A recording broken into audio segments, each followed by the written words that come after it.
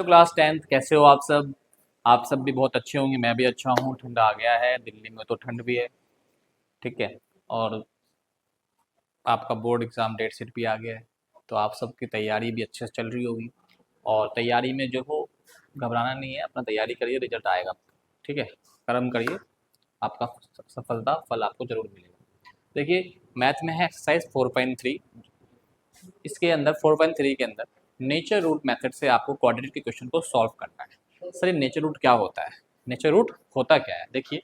तो nature root के लिए सबसे पहले बताइए, क्वाड्रेटिक क्वेश्चन जो फॉर्म होगा, किस फॉर्म में होगा? वो होगा आपका इस फॉर्म में, A X square plus B X plus C, और ए जीरो के बराबर ना हो। देखिए, नेचर रूट मेथड से क्वाड्रेटिक क्वेश्चन को हम सॉल्व करेंगे।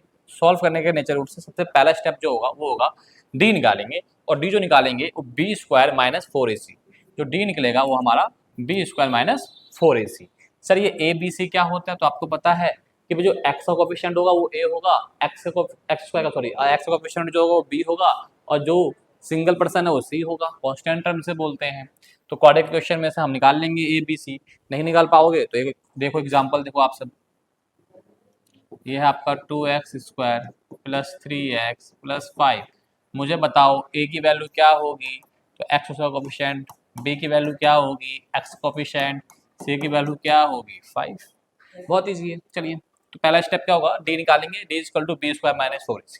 उसके बाद देखेंगे डी के 3 कंसेप्ट होते हैं। पहला, टू डिस्टिंक्ट रियल रूट्स अगर डी जीरो से बड़ा हो, अगर डी जीरो से बड़ा हो, अगर डी जीरो से बड़ा हो। टू इक्वल रूट्स, दो शून्य के बराबर, मतलब डी की वैल्यू किसके बराबर हो? जीरो के बराबर हो। डी की वैल्यू किसके बराबर हो? जीरो के बराबर हो। नो रियल रूट्स, मतलब ये जब कंसेप्ट होगा जब डी जो है वो जीरो से छोटा हो जाए, मतलब डी की वैल्यू नेगेटिव में आ जाए। जैसे नेगेटिव में आ जाएगा, नो रियल रूट्स, मतलब अगर ये कंसेप्ट आ गया तो आपको स्टेप फर्स्ट के बाद सेकंड करने की जरूरत नहीं है। अच्छा, स्टेप सेकंड कब करेंगे? जब ये और ये कंसेप्ट आए तो स्टेप सेकंड करना है। स्टेप सेकंड में क्या करेंगे? भाई रियल रूट्स है तो वैल्यू निकालो रूट्स का। तो X equal to minus B plus minus root के अंदर डी अपॉन में 2a। ठीक है, ये स्टेप कब करना में लिखा भी है। स्टेप सेकंड जब करना है जब डी जीरो से बड़ा हो या डी जीरो के बराबर हो। मैं छोटी छोटी बातें भी लिख देता हूँ ताकि आपको बाद में याद रहे, आप जब रिवीजन करो तो याद रहे भी ये कैसे हुआ। ठीक है, तो सबसे पहले डी निकाल लेना, दो कंसेप्ट आ जाएगा, तो दो में से कोई एक होगा तो ही सेकंड स्टेप करना, वरना मत करना। अब आओ आप सब, ये है एक्सरसाइज 4.3। 4.3 4.3 का आपका एनसीईआरटी का फर्स्ट क्वेश्चन जो है वो हम सॉल्व करने जा रहे हैं। देखिए क्या कहता है, find the nature root, find the nature root, find the nature root of the following quadratic equation if real roots तो फाइंड देम, मतलब अगर रियल रूट्स है तो भी फाइंड करो वरना मत करो। तो सबसे पहले हमने उठाया पहला क्वेश्चन, हमने उठा लिया पहला question, 2x square minus 3x plus 5। Question लिख दिया, ए की वैल्यू कितनी होगी? 2, बी की वैल्यू माइनस के साथ है 3, सी की वैल्यू 5। पहले क्या निकालेंगे? डी निकाल लेंगे। पहले क्या निकालेंगे भाई? डी निकाल लेंगे, भूलना मत।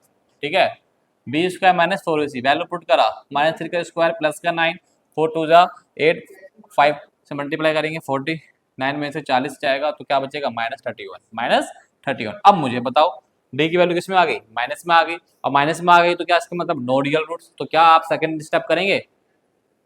नहीं करेंगे। ठीक है, चलिए इसका सेकंड पार्ट भी देख लेते हैं। ये दिया हुआ क्वेश्चन, ए 3 है, बी माइनस 4 रूट 3 है, सी 4 है।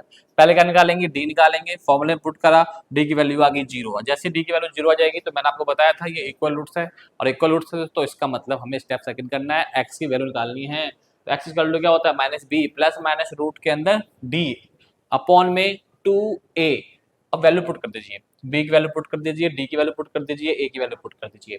माइनस से माइनस कट जाएगा 4 रूट 3, जीरो का रूट क्या होता है? 0, 2 3 जा 6। अब एक बार इसको प्लस में और एक बार इसको माइनस में सॉल्व करेंगे, आपका आंसर आ जाएगा एक्स की वैल्यू ये और एक एक्स की वैल्यू ये। ठीक है, कोई दिक्कत तो नहीं है। नेक्स्ट क्वेश्चन देखते हैं बेटा। ठीक है, थोड़ा सा स्पीड में पढ़ा रहा हूँ क्योंकि बोर्ड एग्जाम पास आ गया ना, इसलिए। ठीक है, चलिए सेकंड का फर्स्ट देखिए, ये बहुत ज़्यादा इंपॉर्टेंट है, इतना इंपॉर्टेंट है कि जरूर पेपर में आएगा, जरूर आएगा, 100% है।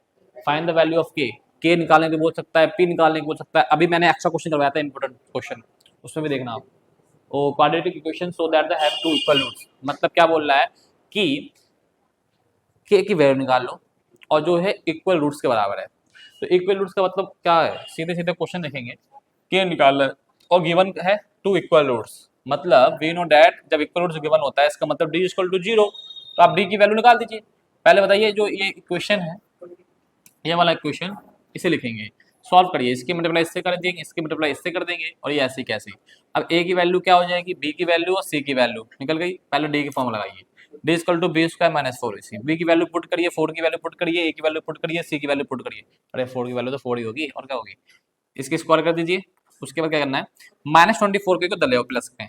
अब 24 को 4 से कट करोगे, 6 स्क्वायर से के कट जाएगा, के इक्वल टू जाएगा 6। आंसर आ गया आपके सामने, ठीक है। आगे आइए क्वेश्चन नंबर 3 देखिए, it is possible to design rectangle mango grove the length is twice the breadth, मतलब बोला रेक्टेंगल है और लेंथ जो है वो ब्रेथ से दुगना है, लंबाई जो है चौड़ाई से दुगना है, तो एरिया 800 मीटर है, तो बताओ लेंथ ब्रेथ क्या होगा। अब देखो यहाँ पे क्या है, क्या बोला इसने, लेंथ जो है ब्रेथ का दुगना है, तो पहले लेट कर लो ब्रेथ को x, चौड़ाई x हो जाएगी, लंबाई क्या हो जाएगी 2x हो जाएगी। एरिया दे रखा है, एरिया इक्वल टू क्या होता है, एरिया ऑफ रेक्टेंगल लंबाई गुना चौड़ाई, ठीक है। लंबाई की वैल्यू रख दीजिए, चौड़ाई की वैल्यू रख दीजिए, 2x को x से मल्टीप्लाई 2x स्क्वायर हो जाएगा, 2 से 800 को काटेंगे 400 हो जाएगा, स्क्वायर जाके रूट बन जाएगा, 400 रूट कितना होगा 20, x वैल्यू कितना है 20, x मतलब क्या होता ब्रेथ, तो लंबाई क्या हो जाएगा 2x दुगुना 40। आंसर आ गया आपके पास। क्वेश्चन नंबर 4 होमवर्क में जरूर करना एज बेस पे। 5th क्वेश्चन लास्ट क्वेश्चन होगा हमारा, is it possible to design rectangle perimeter 80 और एरिया 400 मीटर स्क्वायर। कोई डिजाइन, एक रेक्टेंगल है उसका डिजाइन पॉसिबल है अगर उसकी पैरामीटर कितनी हो, परिमाप 80 हो और आपका एरिया 400 मीटर स्क्वायर हो, तो बताइए लेंथ ब्रेथ क्या होगा। सबसे पहले बताइए पैरामीटर रेक्टेंगल क्या होता है, आयत का परिमाप 80 मीटर 80 मीटर गिवन है, फॉर्मूला क्या होता है 2l प्लस बी। अब 2l प्लस बी गिवन है और इंटू 80, यहाँ से 2 हो जाएगा डिवाइड में, 80 से 2 डिवाइड करेंगे 40, एल की वैल्यू क्या आ जाएगी 40 minus B, first equation. Area दिया, एरिया ऑफ रेक्टेंगल क्या होता है L multiply B, value put करेंगे, उसके बाद देखिए हमारे पास बी की मल्टीप्लाई कर देंगे इसके साथ, क्या आ जाएगा 40 बी को इससे करेंगे मल्टीप्लाई, बी स्क्वायर आ जाएगा, यहाँ से बन जाएगा क्वाड्रेट की क्वेश्चन।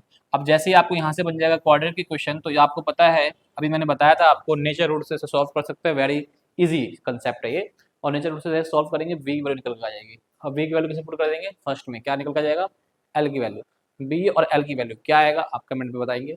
और क्वेश्चन नंबर 4 जो है आपका होमवर्क रहेगा, ठीक है। थैंक यू बेटा।